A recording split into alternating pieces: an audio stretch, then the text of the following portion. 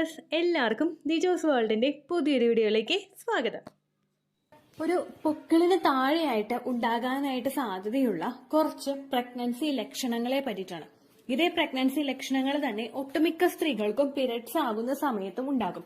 അപ്പോൾ ഈ പ്രഗ്നൻസി ലക്ഷണങ്ങളെ പീരിയഡ്സിന്റെ ആണോ പ്രഗ്നൻസിയുടേതാണോ എന്ന് എങ്ങനെ ഡിഫറൻഷിയേറ്റ് ചെയ്യാമെന്നും ഇന്നത്തെ വീഡിയോയിൽ ഞാൻ സംസാരിക്കുന്നുണ്ട് കേട്ടോ. അപ്പൊ നമുക്ക് വീഡിയോ സ്റ്റാർട്ട് ചെയ്യാം. നമ്മുടെ ചാനലിൽ ജോയിൻ എന്ന് പറഞ്ഞൊരു ഓപ്ഷൻ ഇനേബിൾ ആക്കി ഇട്ടിട്ടുണ്ട്. ദിജോസ് വേൾഡ് എന്ന് പറഞ്ഞ യൂട്യൂബിൽ നിങ്ങൾ സെർച്ച് ചെയ്ത് വന്നു കഴിഞ്ഞാൽ ചാനൽ ഓപ്പൺ ആയി കഴിഞ്ഞാൽ അതിൽ നമുക്ക് ജോയിൻ എന്ന് പറയുന്നൊരു ഓപ്ഷൻ കാണാനായിട്ട് സാധിക്കും. നിങ്ങൾക്ക് വളരെ പേഴ്സണൽ ആയിട്ടുള്ള കാര്യങ്ങൾ, ഒട്ടും തന്നെ കമന്റ് സെക്ഷനിൽ ചോദിക്കാൻ പറ്റാത്ത കാര്യങ്ങൾ ചോദിക്കാൻ വേണ്ടിയിട്ടും, അതുപോലെ വോയിസ് ചാറ്റ് അല്ലെങ്കിൽ എന്തെങ്കിലും അറ്റാച്ച്മെന്റ്സ് ഒക്കെ സെൻഡ് ചെയ്ത് അയക്കണം, അങ്ങനെയൊക്കെ ഇൻട്രസ്റ്റ് ഉള്ളവരാണെങ്കിൽ അവർക്ക് വേണ്ടിയിട്ടാണ് ജോയിൻ ബട്ടൺ ഇനേബിൾ ആക്കി കൊടുത്തിരിക്കുന്നത് കേട്ടോ. ഇതിൽ ഞാൻ പ്രൊവൈഡ് ചെയ്യുന്നത് ടെലഗ്രാം ഗ്രൂപ്പാണ്. നിങ്ങൾ അതിൽ ജോയിൻ ബട്ടണിൽ ക്ലിക്ക് ചെയ്തിട്ട് 89 രൂപയോടോ 159 രൂപയുടെ മെമ്പർഷിപ്പ് എടുക്കുന്ന സമയത്ത് നിങ്ങൾക്ക് ടെലിഗ്രാമിന്റെ ലിങ്ക് പ്രൊവൈഡ് ചെയ്യുന്നതാണ്. അതിൽ ഡയറക്റ്റ് ആയിട്ട് ക്ലിക്ക് ചെയ്ത് കഴിഞ്ഞാൽ നിങ്ങൾക്ക് ടെലിഗ്രാം അക്കൗണ്ടിലോട്ട് ഡയറക്റ്റ് ആയിട്ട് പോകാനായിട്ട് സാധിക്കും. യാതൊരു തരത്തിലുള്ള നമ്പേഴ്സോ ഫോൺ കോൺടാക്ട്സോ ഒന്നും നമ്മൾ അതിൽ ഷെയർ ചെയ്യുന്നില്ല. അതുകൊണ്ട് തന്നെ തീർത്തും സെക്യൂർ ആയിട്ടുള്ളതാണ് നമ്മുടെ ടെലിഗ്രാം ഗ്രൂപ്പ്. അപ്പോൾ ഇൻട്രസ്റ്റഡ് ആയിട്ടുള്ള ആളുകൾക്ക് ടെലിഗ്രാം അക്കൗണ്ടിലോട്ട് ജോയിൻ ആകാവുന്നതാണ്. ജോയിൻ ബട്ടൺ പ്രസ് ചെയ്യുക, അതോടൊപ്പം തന്നെ പേയ്മെന്റ് നടത്തുക. ശേഷം 89 159 രൂപയ്ക്കാണ് കേട്ടോ മെമ്പർഷിപ്പ് ഉള്ളത്. അതുപോലെ തന്നെ ഇത് നിങ്ങൾ ചെയ്ത് കഴിഞ്ഞ് മെമ്പർഷിപ്പ് എടുത്തു കഴിഞ്ഞിട്ട് എഗെയിൻ നിങ്ങൾ ഒന്നുകൂടി ചാനലിൽ കയറി നോക്കുക. അതിൽ പോസ്റ്റ് എന്ന് പറഞ്ഞിട്ടുള്ള ഒരു ഓപ്ഷൻ കാണാനായിട്ട് സാധിക്കും. അതിൽ ക്ലിക്ക് ചെയ്തിട്ട് നമ്മൾ സ്ക്രോൾ ചെയ്ത് പോവുകയാണെങ്കിൽ താഴേക്ക് മെമ്പേഴ്സ് ഓൺലി ആയിട്ടുള്ള പോസ്റ്റ് നിങ്ങൾക്ക് കാണാനായിട്ട് സാധിക്കും. അതിൽ ടെലിഗ്രാമിന്റെ ലിങ്ക് പ്രൊവൈഡ് ചെയ്തിട്ടുണ്ട്. അതിൽ നിങ്ങൾക്ക് പ്രസ് ചെയ്യാവുന്നതാണ് കേട്ടോ. അപ്പൊ നമുക്ക് വീഡിയോ സ്റ്റാർട്ട് ചെയ്യാം.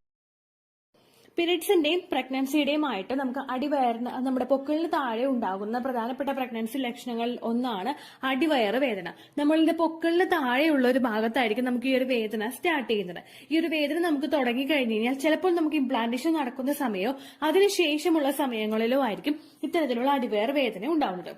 ഇംപ്ലാന്റേഷൻ നടക്കുന്ന സമയത്ത് നമുക്ക് ഈ അടിവയർ വേദന ഉണ്ടാകാനായിട്ടുള്ള പ്രധാനപ്പെട്ട കാരണം എന്ന് പറയുന്നത് നമ്മുടെ ഇംപ്ലാന്റേഷൻ ആകുന്ന സമയത്ത് നമ്മുടെ ആ ഒരു യൂട്രസിന്റെ ലൈനിങ് ഒന്ന് തുറന്നിട്ട് ഇത് ഇരിക്കുന്നത് പോലെയാണല്ലോ. അതായത് അവിടെ ഒന്ന് അതിന് ഇരിക്കാൻ വേണ്ടിയിട്ടുള്ള ഒരു കംഫർട്ട് സോൺ അവിടെ ഉണ്ടാക്കുന്നതിന്റെ ഭാഗമായിട്ട് നമുക്ക് അവിടെ കോൺട്രാക്ഷൻസ് ഉണ്ടാകുന്നത് കൊണ്ടാണ് ഇത്തരത്തിലുള്ള വേദനകൾ അനുഭവപ്പെടുന്നത്. ഇനി ഇപ്പോൾ ഏർലി പ്രഗ്നൻസി സ്റ്റേജിൽ ഇംപ്ലാന്റേഷൻ കഴിഞ്ഞിട്ടുള്ള സമയങ്ങളിൽ, അതായത് ഇംപ്ലാന്റേഷൻ കഴിഞ്ഞിട്ട് ആ സമയങ്ങളിൽ നമ്മൾ പീരിയഡ്സ് എടുക്കുന്ന ആ ഒരു സമയങ്ങളിൽ ഇത്തരത്തിലുള്ള ഒരു വേദന വന്നു കഴിഞ്ഞാൽ പ്രഗ്നൻസിയുടെ സമയത്ത് നമ്മുടെ ആ ഒരു കുഞ്ഞ് ഒന്ന് ഗ്രോ ആകുന്നതിന്റെ ഭാഗമായിട്ടും നമുക്ക് ഇത്തരത്തിലുള്ള വേദനകൾ അനുഭവപ്പെടാം. കാരണം നമ്മുടെ യൂട്രസ് ഒന്ന് ചുരുങ്ങിയിരിക്കുകയാണല്ലോ. ഈ ചുരുങ്ങിയിരിക്കുന്ന ആ ഒരു യൂട്രസ് ഒന്ന് വളരുമ്പോൾ അവിടെ ഒരു ജസ്റ്റ് ആ മസിൽസ് ഒക്കെ ഒന്ന് സ്ട്രെച്ച് ആകുന്ന ഒരു സിറ്റുവേഷൻ ഉണ്ടാകും. ഈ ഒരു സിറ്റുവേഷൻ ഉണ്ടാവുന്ന സമയത്തും ഒട്ടുമിക്ക സ്ത്രീകൾക്കും ഇത്തരത്തിലുള്ള ലോവർ അബ്ഡമൻ പെയിൻ ഉണ്ടാകും. നമുക്ക് പൊക്കിളിന് നേരെ താഴെയായിട്ടുള്ള ഭാഗത്തായിരിക്കും നമുക്ക് ഈ വേദന ഉണ്ടാകുന്നത്. ചിലപ്പോൾ ലെഫ്റ്റ് സൈഡിലോ ചിലപ്പോൾ റൈറ്റ് സൈഡിലോ ആദ്യത്തെ ഇംപ്ലാന്റേഷൻ നടക്കുന്ന സ്റ്റേജിൽ നമുക്ക് ഉണ്ടാകാം. അതിനുശേഷം നമുക്ക് ആ ഒരു പൊക്കിളിന് നേരെ താഴെയുള്ള ഒരു ഭാഗത്തായിരിക്കും വേദന അനുഭവപ്പെടുന്നത്. ഇനി പീരിയഡ്സ് ആകുന്ന സമയത്ത് നമുക്ക് ഈ വേദന അനുഭവപ്പെടുന്നത് എപ്പോഴും നമ്മുടെ യൂട്രസിൽ നിന്ന് കോൺട്രാക്ഷൻസ് ഉണ്ടാകുമ്പോഴാണ്. നമ്മുടെ ശരീരത്തിൽ HCG ഹോർമോണിന്റെ അളവ് ഒന്ന് ഡ്രോപ്പ് ആയി കഴിയുമ്പോഴേക്കും നമ്മുടെ യൂട്രസിന്റെ ലൈനിങ് ഒന്ന് ഷെഡ് ചെയ്തോളാൻ നമ്മുടെ ബ്രെയിനിന് ഒരു സിഗ്നൽ കിട്ടും. ഈ ഒരു സിഗ്നൽ കിട്ടുന്നതിന്റെ ഭാഗമായിട്ട് നമ്മുടെ യൂട്രസിന്റെ ലൈനിങ് ഒന്ന് ഷെഡ് ആവാനായിട്ട്, അത് യൂട്രസിന്റെ ലൈനിങ് അങ്ങോട്ട് പോകാനായിട്ട് തുടങ്ങും. ആ പോകാനായിട്ട് തുടങ്ങുന്നതിന്റെ ഭാഗമായിട്ട് നമ്മുടെ യൂട്രസിന്റെ ലൈനിങ് ഒന്ന് ഷെഡ് ആവുന്നതിന്റെ ഭാഗമായിട്ടായിരിക്കും നമുക്ക് എപ്പോഴും ഇത്തരത്തിലുള്ള ഒരു കോൺട്രാക്ഷൻസും പെയിനും ഒക്കെ അനുഭവപ്പെടുന്നത്. ഈ ഒരു പെയിൻ നമുക്ക് ഉണ്ടായി കഴിഞ്ഞു കഴിഞ്ഞാൽ ഒരു 2-3 ദിവസത്തിനകം നമുക്ക് പീരിയഡ്സ് വന്നു തുടങ്ങും. അതല്ല പ്രഗ്നൻസിയുടെ പെയിൻ ആണെങ്കിൽ നമുക്ക് ഫസ്റ്റത്തെ ആ ഒരു മന്ത് ഫുള്ളും അതുപോലെ തന്നെ ലാസ്റ്റ് ട്രൈമസ്റ്റർ ഭാഗങ്ങളിലും നമുക്ക് ഈ ഒരു വേദന ഫേസ് ചെയ്യേണ്ടതായിട്ട് വരും. രണ്ടാമതെന്ന് പറയുന്നത് നമ്മുടെ തുടയുടെ ഭാഗത്ത് വേദന അനുഭവപ്പെടുന്നതാണ്. തുടയുടെ ഭാഗം എന്ന് പറയുമ്പോഴേക്കും നമ്മുടെ ആ ഒരു ഇടുപ്പ് കഴിഞ്ഞിട്ട് താഴെയുള്ള ഒരു ഭാഗത്ത് കാലിൽ ആ തുടയുടെ ഭാഗത്തിന്റെ ആ ഒരു ഏരിയ ഒക്കെ നമുക്ക് നല്ലതുപോലെ വേദന ഒന്ന് അനുഭവപ്പെടും. കാരണം എന്താണെന്ന് പറയുന്നത് നമ്മുടെ ഇംപ്ലാന്റേഷൻ നടക്കുന്ന സമയത്ത് നമ്മുടെ ഒരു യൂട്രസ് ഒന്ന് സ്ട്രെച്ച് ആവാനായിട്ട് തുടങ്ങുന്ന ഒരു സമയത്ത്, കാരണം ഫസ്റ്റ് പ്രഗ്നൻസിയിലുള്ളവർക്കായിരിക്കും ഏറ്റവും കൂടുതൽ ഈ ഒരു ലക്ഷണങ്ങൾ കണ്ടുവരുന്നത്. നമ്മുടെ യൂട്രസ് അത്രയും നാൾ വരെ അറൌണ്ട് ഒരു 22 ഇയേഴ്സ് വരെ ഒക്കെ നമ്മൾ ആ ഒരു പ്രഗ്നന്റ് ആവുന്ന ഒരു ഏജ്, ആ ഒരു ഏജ് വരെയൊക്കെ ഒരു കറക്റ്റ് ആയിട്ടുള്ള ഒരു ഫോമിൽ നിൽക്കുന്ന നമ്മുടെ യൂട്രസ് ഒന്ന് സ്ട്രെച്ച് ആവുന്നതിന്റെ ഭാഗമായിട്ട് യൂട്രസും അതിന് ചുറ്റുമുള്ള മസിൽസും ഒക്കെ ഒന്ന് സ്ട്രെച്ച് ആവാനായിട്ട് തുടങ്ങും. നമ്മുടെ പെൽവിസിന്റെ ഭാഗത്തൊക്കെ ആ ഒരു സ്ട്രെച്ചിങ് നമുക്ക് ഫീൽ ചെയ്യുന്നതിന്റെ ഭാഗമായിട്ടാണ് അതുമൂലം നമ്മുടെ തുടയുടെ ഭാഗത്ത്, നമ്മുടെ ഇടുപ്പിന് കീഴ്പോട്ടുള്ള ഭാഗത്ത് നമുക്കൊരു വേദന അനുഭവപ്പെടും. ഒട്ടുമിക്ക സ്ത്രീകൾക്കും പീരിയഡ്സ് ആകുന്ന സമയത്തും ഈ ഒരു വേദന അനുഭവപ്പെടാറുണ്ട്. ആ ഒരു ഭാഗം കൊണ്ട് വിട്ടു പോകുന്നത് പോലുള്ള ഒരു വേദനയായിരിക്കും നമുക്ക് ഫീൽ ചെയ്യുന്നത്. ഈ ഒരു വേദന വന്നു കഴിഞ്ഞാൽ നമുക്ക് എങ്ങനെയായിരിക്കും 2-3 ദിവസത്തിന് ശേഷം പീരിയഡ് ആവുകയുമാണ് ചെയ്യാറ്. എന്നാൽ അങ്ങനെ അല്ലാത്തവർക്ക് പീരിയഡ്സ് മിസ് ആവുന്നുണ്ടെങ്കിൽ അത് പ്രഗ്നൻസിയുടെ സാധ്യതയായിട്ടും കാണാറുണ്ട് കേട്ടോ. അടുത്തതായിട്ട് നമുക്ക് ഉണ്ടാവുന്നത് ബാക്ക് പെയിൻ ആണ്. ഈ ഒരു ബാക്ക് പെയിൻ നമുക്ക് അനുഭവപ്പെടാനായിട്ടുള്ള കാരണം നമ്മുടെ ഇംപ്ലാന്റേഷൻ നടക്കുന്നതിന്റെ ആ ഒരു ഭാഗമായിട്ട് നമുക്ക് വയറിന്റെ ഭാഗത്ത് വേദന അനുഭവപ്പെടുന്നത് പോലെ തന്നെ നമുക്ക് ബാക്ക് സൈഡിലും ഏകദേശം നമ്മുടെ ആ ഒരു സ്പൈനൽ കോഡിന്റെ ആ ഒരു എൻഡിങ് പോർഷനിൽ നമുക്ക് ആ ഒരു വേദന അനുഭവപ്പെടും. കാരണം ഈ ഒരു സ്ട്രെച്ചിങ്ങിന്റെ എഫക്ട് നമുക്ക് പുറകിലും ആ ഒരു ഭാഗത്ത് ഫീൽ ചെയ്യാനായിട്ട് തുടങ്ങും. അപ്പൊ ഈ ഒരു എഫക്ട് നമുക്ക് അവിടെ ഫീൽ ചെയ്യുന്നതിന്റെ ഭാഗമായിട്ട് നമുക്ക് ആ ഒരു ഭാഗം സ്ട്രെച്ച് ചെയ്യുന്നത് മൂലം നമുക്ക് വേദനകളൊക്കെ അനുഭവപ്പെടും. ഏർലി സ്റ്റേജില് ഇംപ്ലാന്റേഷൻ നടക്കുന്ന ആ ഒരു സ്റ്റേജില് നമ്മുടെ ബാക്കിലും അതുപോലെ തന്നെ നമ്മുടെ ആ ഒരു യൂട്രസിന്റെ ഭാഗത്തും വേദന പലർക്കും ഉണ്ടാകുന്നത് കോമൺ ആയിട്ടുള്ള ഒരു കാര്യമാണ് കേട്ടോ. അപ്പോൾ നിങ്ങൾ ആ ഒരു സിംറ്റംസ് നിങ്ങൾക്ക് കാണുന്നുണ്ടെങ്കിൽ പീരിയഡ്സ് മിസ് ആകുന്നുണ്ടോ എന്ന് നോക്കുക. പീരിയഡ്സ് മിസ് ആയതിനു ശേഷം നിങ്ങൾ പ്രഗ്നൻസി ടെസ്റ്റ് ചെയ്ത് നോക്കുക കേട്ടോ. അടുത്തൊരു ലക്ഷണം എന്ന് പറയുന്നത് നമുക്ക് കാലിലെ വേദന അനുഭവപ്പെടുക.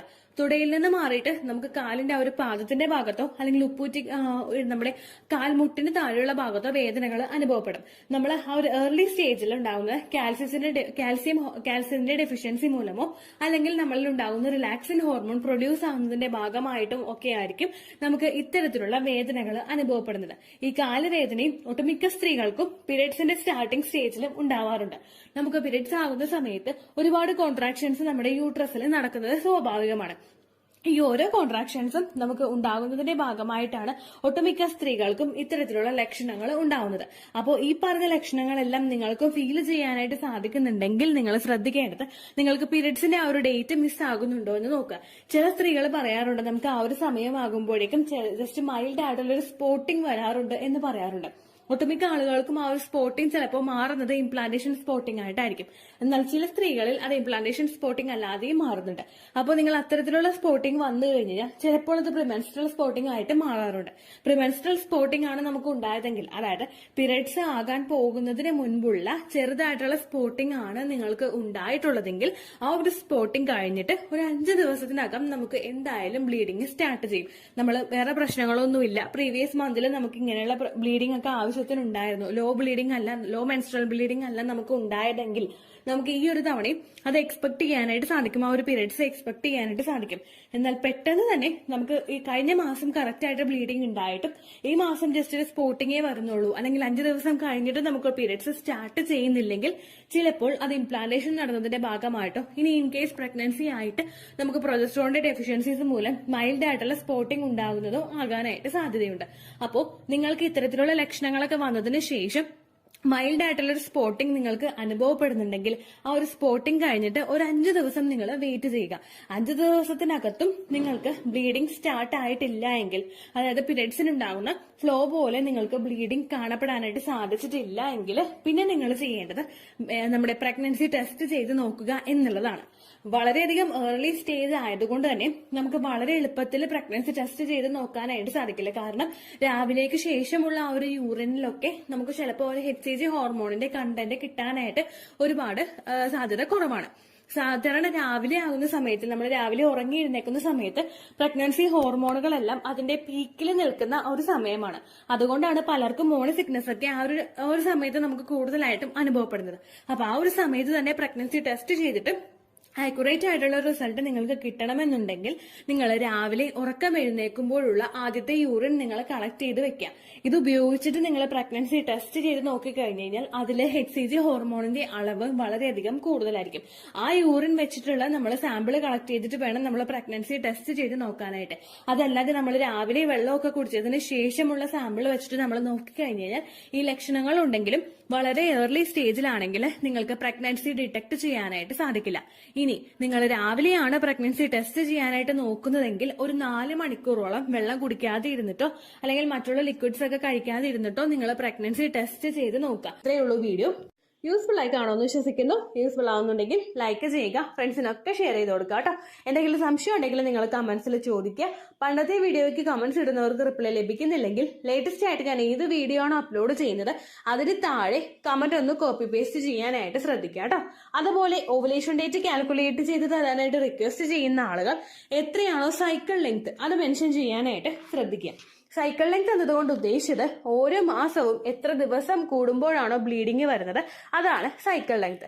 കഴിഞ്ഞ മാസം ഒരു 8-ാം തീയതിയാണ് ബ്ലീഡിങ് ആയതെങ്കിൽ ഈ മാസം 6-ാം തീയതിയാണ് ബ്ലീഡിങ് ആയതെങ്കിൽ കഴിഞ്ഞ മാസം 8-ാം തീയതി മുതൽ ഈ മാസം 6-ാം തീയതി വരെ എത്ര ദിവസമുണ്ടോ അത് കാലണ്ടറിൽ എണ്ണി തിട്ടപ്പെടുന്നതാണ് നിങ്ങളുടെ സൈക്കിൾ ലെങ്ത്.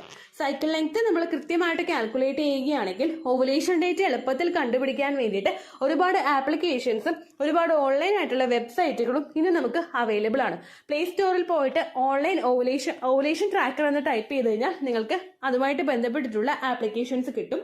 അത് പറ്റുന്നില്ല എങ്കിൽ ഗൂഗിളിൽ പോയിട്ട് ഓൺലൈൻ ഓവുലേഷൻ കാൽക്കുലേറ്റർ എന്ന് ടൈപ്പ് ചെയ്ത് കഴിഞ്ഞാൽ അതുമായിട്ട് ബന്ധപ്പെട്ടിട്ടുള്ള വെബ്സൈറ്റുകൾ നിങ്ങൾക്ക് കിട്ടും.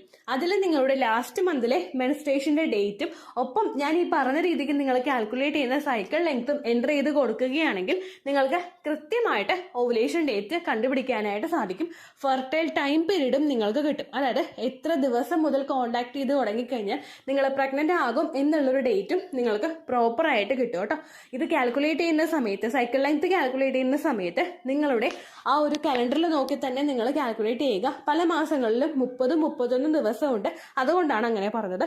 ഒപ്പം നിങ്ങൾക്ക് ബ്ലീഡിങ് തുടങ്ങിയ ദിവസത്തിന് വേണം നിങ്ങൾ ഡേ 1 ആയിട്ട് എടുക്കാൻ വേണ്ടിയിട്ട്. സ്പോട്ടിങ് തുടങ്ങിയ ദിവസത്തിനെ, അതായത് ചെറുതായിട്ട് ഡിസ്ചാർജ് പോയി തുടങ്ങിയ ദിവസത്തിനെ നിങ്ങൾ കൺസിഡർ ചെയ്യേണ്ട ആവശ്യം ഇല്ല കേട്ടോ. അപ്പൊ ഇത്രയേ ഉള്ളൂ വീഡിയോ. അടുത്തൊരു വീഡിയോ ആയിട്ട് നമുക്ക് വീണ്ടും കാണാം. ബൈ.